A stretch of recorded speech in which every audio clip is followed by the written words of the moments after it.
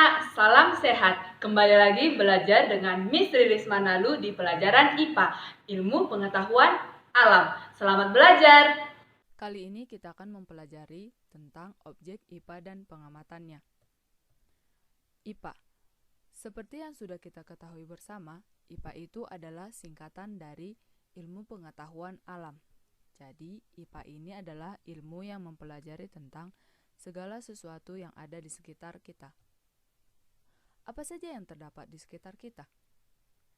Ada banyak hal yang kita temui di sekitar kita, mulai dari objek yang sangat kecil seperti bakteri dan virus, makhluk hidup di sekitar kita seperti hewan peliharaan, tumbuh-tumbuhan, ada juga manusia,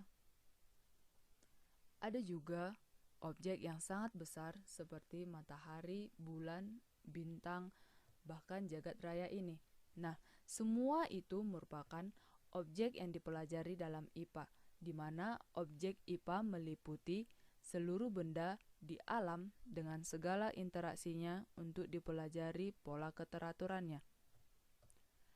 IPA digolongkan menjadi 4, yaitu yang pertama fisika. Fisika mempelajari tentang aspek mendasar alam. Contohnya, bagaimana cara mengubah energi matahari menjadi energi listrik, atau bagaimana gaya gravitasi bumi yang mempengaruhi buah jatuh ke tanah. Yang kedua, kimia. Kimia mempelajari penyelidikan tentang penyusunan dan perubahan zat.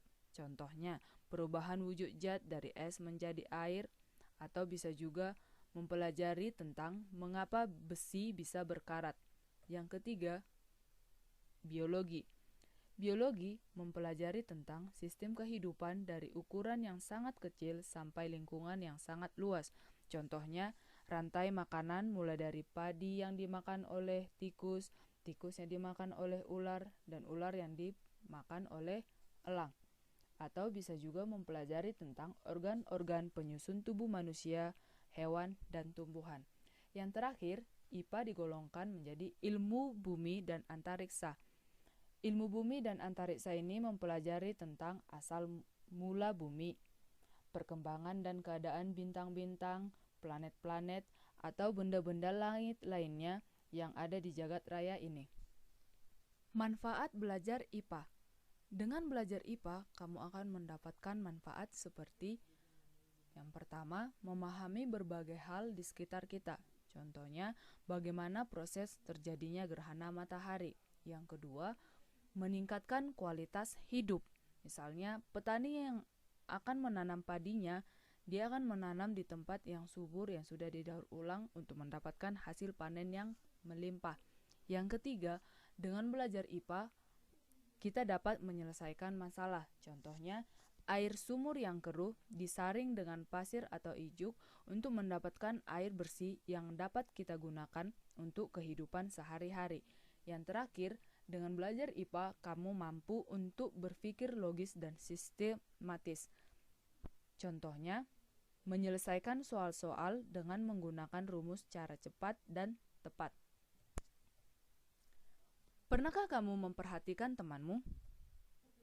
Misalnya, mengamati tinggi badannya, mengamati warna kulitnya, rambutnya keriting atau lurus, atau berapakah massa tubuhnya? Nah, yang kamu lakukan ini disebut dengan penyelidikan IPA. Penyelidikan IPA ada 3 langkah sebagai berikut. Yang pertama adalah pengamatan. Pengamatan menggunakan panca indera. Misalnya, kamu mempunyai seekor anjing.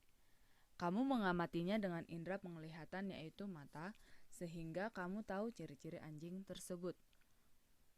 Yang kedua, membuat inferensi. Setelah kamu melakukan pengamatan, kamu akan dapat menjelaskan bagaimana ciri-ciri anjing tersebut. Misalnya, anjing tersebut jenis husky. Badannya tinggi, bulunya berwarna abu-abu, dan lain-lain.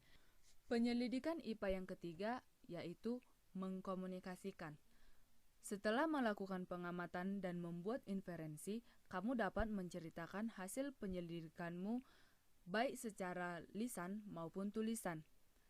Hal yang diceritakan bisa berupa data dalam bentuk tabel, grafik, bagan, ataupun gambar yang relevan. Sekian dan terima kasih. Sekian pembelajaran kita untuk hari ini, semoga bermanfaat. Jangan lupa kerjakan tugas-tugasnya ya. Jangan lupa like, comment, and subscribe ya.